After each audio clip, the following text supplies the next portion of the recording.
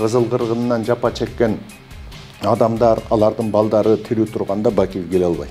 Кандайдыр бир деңгээлде актоо аракети, кайсы бир деңгээлде кайсы бир иштерин мактоо аракети болуп атат. Анткени анын да жактоочулары бар, анын да окуучулары бар, анын да мындай жагыңы ымалаштар бар, ошолордун аракети болуп атат. Мурункуларга чимкириктеп ат калтайм, андан бул тетиги 94-жылдагы парламентке чейин легендарлуу деген ат менен алар бүт баары тең айтышат да, биз легендарлуу парламенттин мүчөсү болгонбуз деген сыяктуу. Ушул бу 20-жылга чейинки парламенттен мисалы үчүн чимкирик дегенди эч ким алып сала албайт. Ал өзүлөрүн ошондой наам тагып алышты да. Геосаясатта орустардын кысымы, орустардын басымы, орустар эмне деп айтат, Москва эмне деп айтат деген биз эле эмес, дүйнө ошого көп карабай калды азырчы. Эмне десе ошо десин деп, баары ким өзүнүн кызыкчылыгын түртүп атат да. Мына ошондой шартта Өзбекстан, Кыргызстан, Кытай өз кызыкчылыгында бул жолду салып алуу мүмкүнчүлүгү ачылып турат да.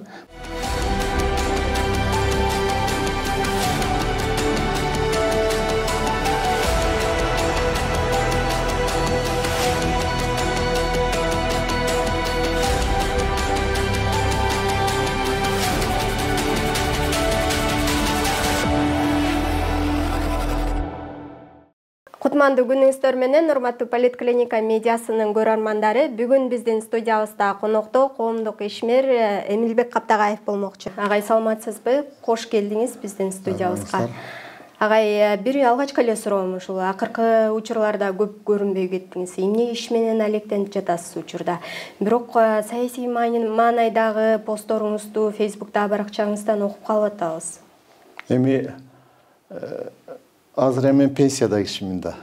Анан ошо үй чарба иштери, үй иштери, неберелер, эң чоң милдет чоң аталардын. Ошолор менен эле үй чарбасында. Жакшы, агай, жакында эле 7-апрель элдик революциясынын күнү белгиленбедиби? Анан азыркы күнгө чейин коомчулук арасында бул революция боюнча ар кандай кептер айтылып келет да. Негизи ушул 7-апрель элдик революциясы өз максатына жеттиби?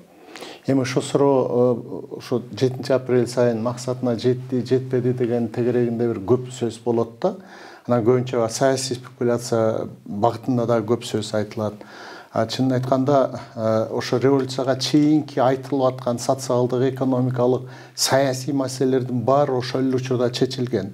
Жана саясий куугунтуктагыларды бошотуу, саясий камактагыларды бошотуу, электр энергиясына болгон бааны кайра ордуна калыбына келтирүү жана өйдө көтөрүлүп салган.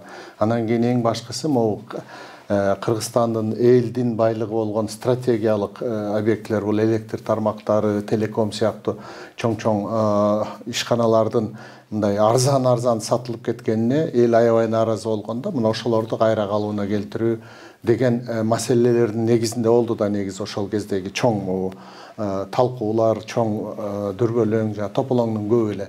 Мына ошол маселелерди ошо 10-жылы эле мына убактылуу өкмөт болгон 3 ай иштеди да ошол кезде. 3 ай иштеди. Апрель, май, июлдун 12-синде жана өткөл мезгилдеги техникалык өкмөткө өткөрүп берип, убактылуу өкмөт кетти. Ошол убактылуу өкмөттүн башында турган Атамбаев, Сариев, Текебаев, Бекназаров, Исаковдун баары тең мындай жумушу жок, катардагы адам катары эле баары тең шайлоого катышабыз деп кетишти. Мына ошон менен убактылуу өкмөт негизи ишин 3 айдан кийин токтоткон. Бирок ошо 3 айдын ичинде жанагы ошо мыйзамсыз байыды, мыйзамсыз ээлеп алды деген 40тан ашык ушу Бакиевтердин объектилерин улутташтырганга үлгүрдүк. Калганын болсо кийинки бийлик ошондон ары улайт деп калтырылды, бирок тилекке каршы андан ары эчтеке уланган жок. Андан ары эч кандай нерсе улутташылган жок, же болбосо мамлекетке кайтарылган жок. Анан ошо менен ошо кездеги социалдык экономикалык саясаттар бүт чечилген, бирок эң чоң максат, негизги максат бул өлкөдө демократиялык принциптердин калыптанышы, өлкөдө парламенттик демократиянын калыптанышы, сөз эркиндиги, саясий эркиндик жана башка адам эркиндиктеринин толук камсыз болушу деген да. Бул маселелерди биз негизинен конституцияга киргизип, конституция кабыл алынды. Конституция ошол кезде конституция чынын айтканда бул демократиялык маанайдагы эң жакшы конституция кабыл алынган. Ошол бийликтердин тең салмакташуусу берилген. Бул жерде парламент, өкмөт, президенттин ортосунда бийлик тең салмакташтырылган негизинен. Анан ошо менен ошол конституцияга ылайык Жогорку кеңеш калыптанып, Жогорку кеңеш өкмөт түзүп, андан кийин президент ошол конституцияга ылайык шайлангандан кийин бул өткөн мезгил бүттү. Эми мындан ары карай буюрса ошол революцияга коюлган элдин тилек максаттары ишке ашып кете берет деген үмүт менен көпчүлүк бул коомчулук мындай бир өзүнө өзү жооткоткон мындай абалга келип калган да. Бирок тилекке каршы андай болгон жок. Бул ошол 11-12 жылдан кийинки окуялар көрсөткөндөй, айрыкча 17 жылдагы шайлоодон кийинки мурдагы президент менен кийинки президенттин ортосундагы чоң саясий тиреш, анан ошол уланып келип эле 20 жылдагы шайлоонун өтүш маанайы, ошо шайлоонун мурунку шайлоолордон айырмаланбай кайра эле баягы эски жолго түшүп, бийлик менен байлыктын кысымы менен кайрадан элди козутуп алышы, ошол шайлоонун арты менен кайрадан тополоң болуп, бийлик кайра күч менен алмашылышынын өзү айтып турат да. Ошо биз ошо 2005 жылкы март революциясы дагы, 2010 жылкы апрель революциясы дагы, 2000 бул максаттарына толук жетпегенин далили бул ошо 2020 жылда октябрь окуялары. Мына октябрь окуяларынан берки бул саясий, социалдык бул процесстерди карап отурсак деле, мынакей ошол сөз эркиндигине чектөөгө карата аракеттер, анан саясий мотив менен саясий өңүттүү адамдардын камалышы, мунун баары бир эле нерсени айтып турат. Ушул 2002 жылы Аксы окуясынан Босбектеги адамдардын өлүмү менен башталган саясий, социалдык, коомдук процесстер аягына чыга элек. Биз ошо процесстин ичинде баратабыз азыр. Ошо процесс уланып кетип баратат. Ошондуктан азыр бүгүнкү күнү ушу аягына чыга элек процесстердин натыйжасы, жыйынтыгы жөнүндө сөз кылып биз азыр ошо процесстердин ичинде, ошол процесстердин жанагы ошолор менен кошо кайнап, кошо жуурулушуп келаткандан кийин биз мындан ары кандай болот дегенди ойлонушубуз керек. Ошол процесстерди жараткан, улам жанандай вулкандай ортосуна атылып кетип аткан окуялардын себептери кандай болгон? Ошо себептерди жоюлуп атабы, жоюлбай атабы, же ошо себептер кайрага өтөр курчуп баратабы дегендин тегерегинде талкуу болуш керек да. Эгерде ошо себептер жоюлуп кетип баратса, анда биз айтабыз, бул процесс акырындык менен аягына чыгып, өлкө туура жолго түшүү багытын алды деп. Эгер ошо себептер кайрадан курчуп, кайрадан көтөрүлүп, кайрадан ошол жанагы саясий жагынан актуалдашып, учурлаш болуп баратса, анда биз айтабыз, бул процесс алдыда дагы далай заман өтөт экен. Дагы алдыда бир канча оңко шатуулар болуп калышы мүмкүн экен деген тиянакка келсек болот да. Агай, жогоруда айтып өтпөдүңүзбү, ушул процесс негизи туура багытта баратабы? Негизи туура багыт. Анткени бул процесс элдин өзүнүн, коомчулуктун өзүнүн изденүү процесси болуп атат да. Өз жолун табабыз, жакшы жолго чыгабыз деген үмүт менен улам толкуп баратат да. Эми ошо үмүт улам мына көбүнчө субъективдүү, объективдүү да факторлор бар. Көбүнчө субъективдүү факторлордун негизинде кайра артка кетип атат да. Мындай толкундай да бар, толкун каптап анан кайта артка кеткенде. Мына 5-жылкы толкун артка кетти, 10-жылкы толкун артка кетти. Эми азыр элдин күткөнү, карап турганы 20-жылкы толкун. Мына ошо толкун кайра артка кетеби, кетпейби деп эл карап турат. Кайра артка кетпесе экен, эми анча-мынча мүчүлүштөрү болсо дагы, анча-мынча оош кыйышы болсо дагы астыга жылып кетсе экен, бир түз жолго түшүп кетсе экен, ушундан ары карай демократиялык баягы шарттар бузулбай, адам эркиндигине, адамдын баягы укуктарына кысым болбой, коом эркин болсо экен, ачык болсо экен деген тилек элдин баарында бар азыр. Ошо тилек менен азыр эл бүгүнкү бийликти карап отурат. Жакшы агай, негизи ушул 2020 жылда көп өзгөрүүлөр болбоду. Мисалы, президенттик башкарууга өттүк дегендей.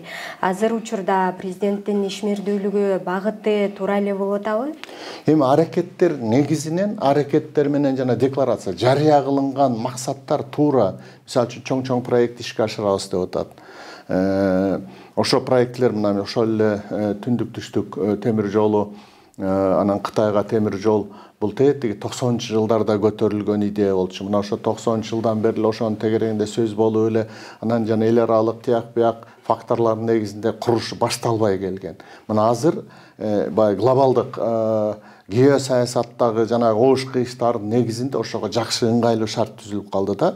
Геосаясатта орустардын кысымы, орустардын басымы, орустар эмне деп айтат, Москва эмне деп айтат деген биз эле эмес, дүйнө ошого көп карабай калды азырчы. Эмне десе ошо десин деп, ар ким өзүнүн кызыкчылыгын түртүп атат да. Мына ошондой шартта Өзбекстан, Кыргызстан, Кытай өз кызыкчылыгында бул жолду салып алуу мүмкүнчүлүгү ачылып турат да. Мына азыр бир топ иштер жүрдү деп атышат. Техникалык жанагы негиздөөгө Кытайдан бир жүздөгөн адистер келип, бүт баарын ченеп, өлчөп, санап, азыр ошонун эсебин чыгарып атышат деп айтып атышат да. Эгер ошол иш аягына чыгып, курулуш башталып кетсе, бул Кыргызстан үчүн чоң окуя болот да, чоң окуя болот. Экинчи жагынан мына 2000 жылы биз көлдө, ал кезде мен губернатордун биринчи орун басары элем, балыкчыдан баштай бербели ушу жолду деп туруп бир 10 километрдей жолду, жанагы топурагын, темир жолдун топурак жалын жасаганбыз.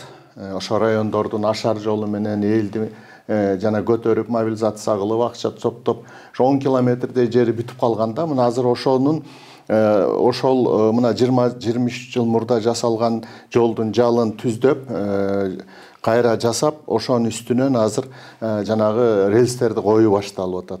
Эгерде бул жолду өзүбүз күчүбүз менен тияк жол башталгыча Кочкорго жетип калсак, бул дагы бир топ түрткү болот, бир топ дем болот да элге. Экинчиден могу Камбар ата 1, Камбар ата экинчи ГЭСи, Камбар ата 1ди мына ошо 13-жылы атайын, Камбар ата 2-ни 10-жылы атайын акча бөлүп, мурунку чала болуп калган жерлери бүтүрүп, мындай бир аз астыга жылган, бирок ошо боюнча калып калган. Азыр мына ал кезде өзбек баягы коңшулар аябай катуу туруп аткан буга курдурбай кышкачы. Мына азыр алардын да ыңгайы, мындай бир ниети түз болгонсуп, казактар да кошулабыз дегендей болуп атат. Мына бул шартынан алганда Камбар ата 1 менен Камбар ата 2 курулуп кетсе, бу дагы экономикага чоң жөлөк.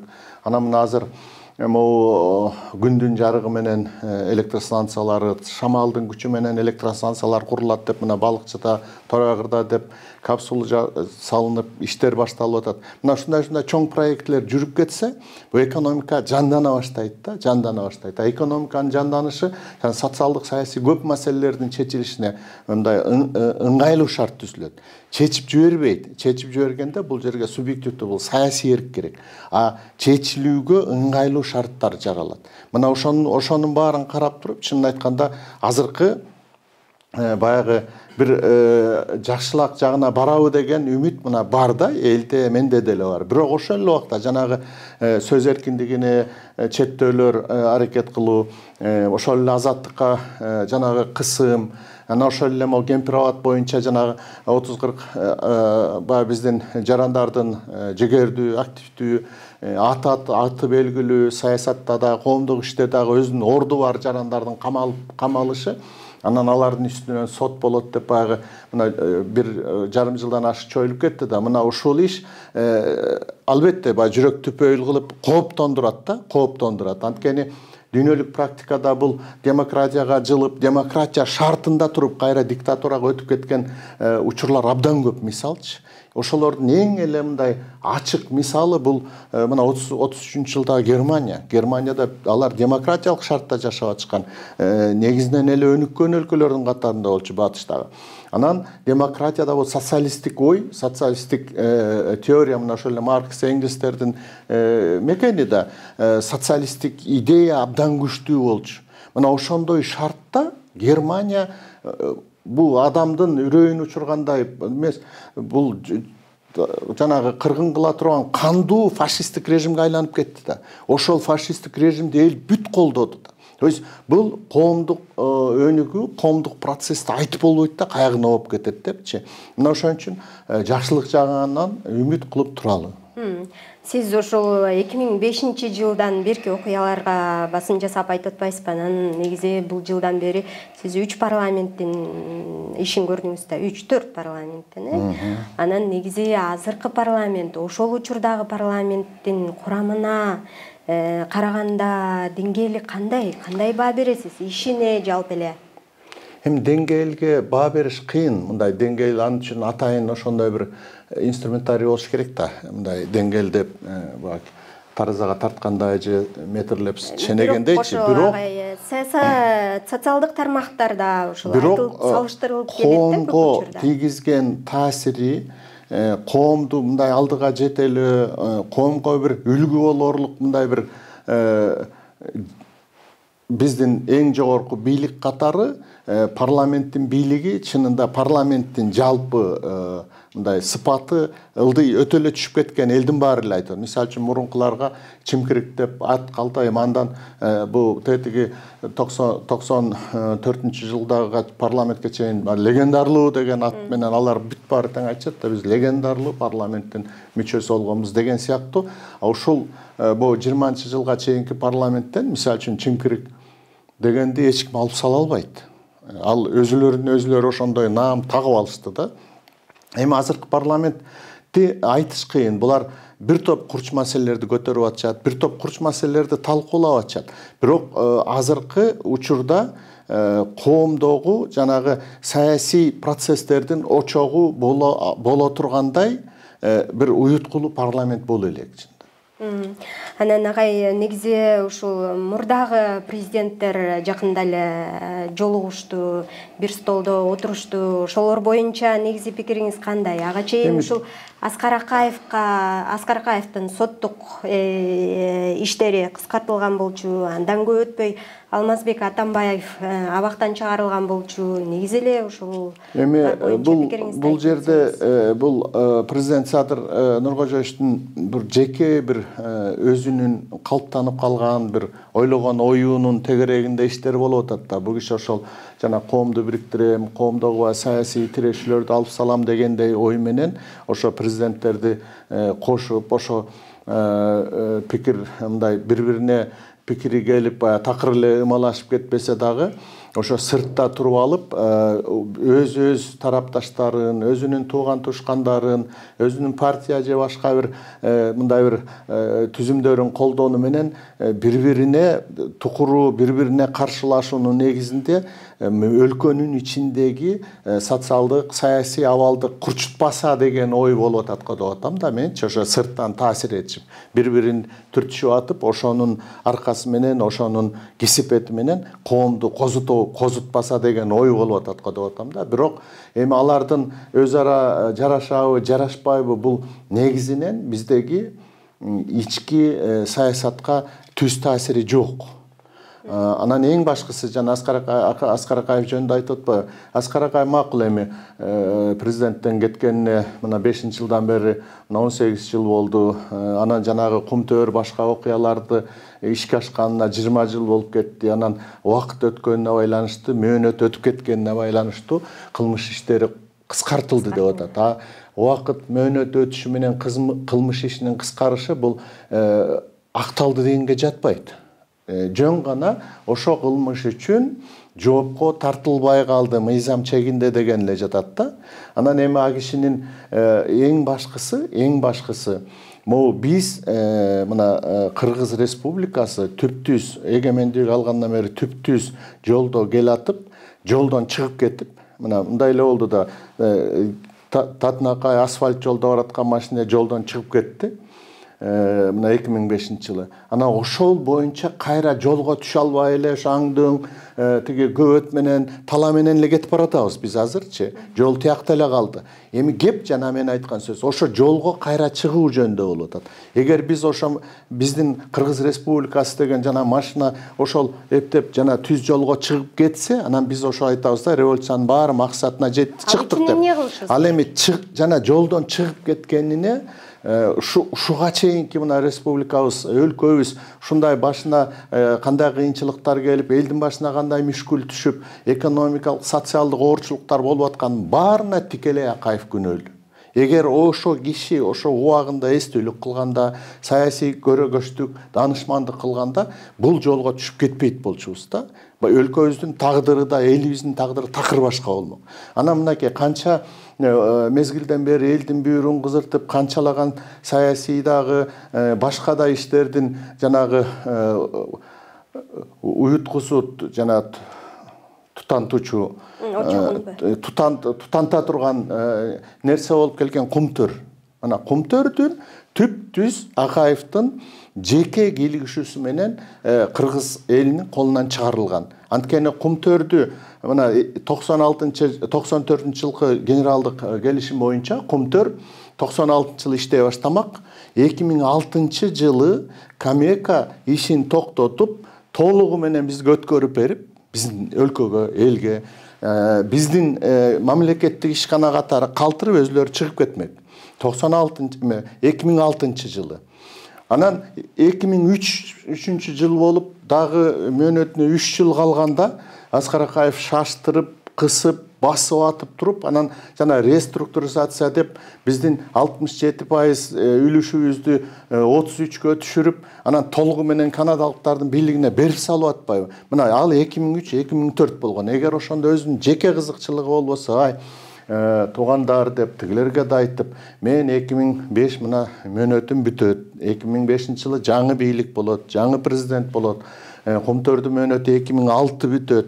Ошо жаңы бийлик, ошол кездеги кырдаалга, ошол кездеги өлкөнүн, элдин кызыкчылыгына карата андан ары тагдырын чечсин. Бу Камека кетсе андан ары иштетип кете турган жолун, иштетип кете турган программасын түзүп иштетип кетсин деп туруп жөн эле коюш керек болчу да. Бизге өтүп мына 3 жылдан кийин толугу менен өтүп деп аткан ишкананы кармата берген. Эми бүгүн мен күнөөм жок деп, ал күнөөнүн баарын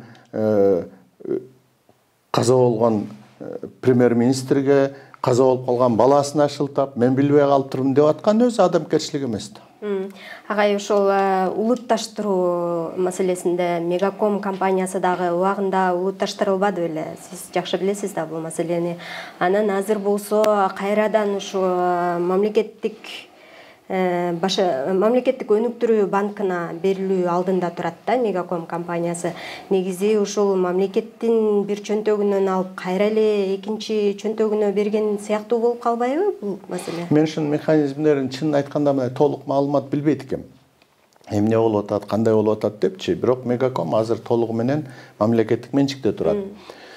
Мындай дүйнөлүк практиканы алсак, бир эле ишкана жеке менчикке сатылып, анан кайра иштей албай, баягы чаржайып боло баштаганда ошол ишкана жабылып калып, элдин жана социалдык коргоосуна шек келет, ошончо жумушчу орун жок болуп калат, экономикага зыян тиет дегенде кайра мамлекет өзү кайра сатып алып, кайра оңдоп түзөп, анан кайранан бир топ иштеп калгандан кийин жок эми мамлекеттин моюнда жүрө бербесин деп кайра менчикке саткан окуялар дүйнөдө толтура. Көп мамлекеттер бар да мындай тажрыйба. Анан ошол жагынан алганда, эгерде жанагындай менчикке беребиз дейби, сатабыз дейби, же болсо кайсы бир мындай бир жаңы түзүм, жаңы бир структура түзүп ошого беребиз дейби, ошонун астында же болсо көшөгөнүн артында жеке кызыкчылык жок болсо, менин оюмча мындай нерселер эч эмеси жок да. Агай, жогору маселеге кайра кайрылсак, жана президенттер боюнчачы, анан ушул президенттердин жолугушуусунан кийин социалдык тармактарда ар кандай пикирлер жаралбадыбы? Айрымдары ушул Курманбек Бакиевди кайрадан Кыргызстанга алып келүү аракеттери башталганбы деген пикирлер да болду да. Сиз буга кандай дейсиз? Эми мен бир нерсени ачык айтам, кандай болгон күндө дагы жакынкы жылдары ушул азыркы турган муун, ошол Бакиевтерден жапа чеккен муун, айрыкча ошо Бакиевтердин жанагы кызыл кыргынынан жапа чеккен адамдар, алардын балдары тирүү турганда Бакиев келе албайт. Бул эч бир акылга сыйбай турган нерсе да. Бирок кандайдыр бир деңгээлде актоо аракети, кайсы бир деңгээлде кайсы бир иштерин мактоо аракети болуп атат. Эми бул саясаттагы бул деле мындай бир көрүнүш да, боло турган көрүнүш. Анткени анын да жактоочулары бар, анын да окуучулары бар, анын да мындай жаңы ымалаштары бар. Эми ошолордун аракети болуп атат. Негизи Кыргызстанга келиш керекпи же жокпу? Келсе түрмөгө отуруш керек да. Соттолгонда. Анан президент Садыр Жапаров ошол соттолгон да, жогоруда сиз айткандай Бакиев соттолгон адам менен бир столго отуруп чай ичкени туура көрүнүшпү? Эми ал жолугушуу ошо президенттердин жолугушуусу чынын айтканда коомчулукта мындай өтө деле оң баа алган жок. Анткени жоопко, түшүндүрмөгө караганда суроо көп болуп калды да.